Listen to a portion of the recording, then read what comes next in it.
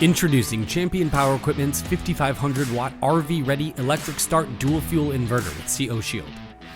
This unit runs on propane or gasoline straight out of the box, perfect for taking on small trips, using recreationally, or to back up your essential household items during a power outage.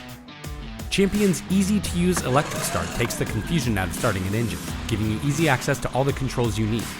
This inverter comes travel-ready with a standard 30-amp RV outlet to easily bring you power while you're on the road, as well as a pair of 120-volt household outlets and a 12-volt DC outlet.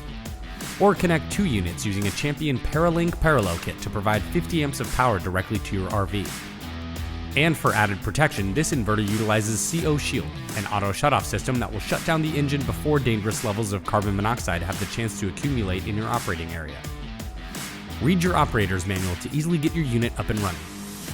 Open the box to safely access the inverter. Add oil to the inverter. Connect the battery. Move the inverter outside. Add gasoline.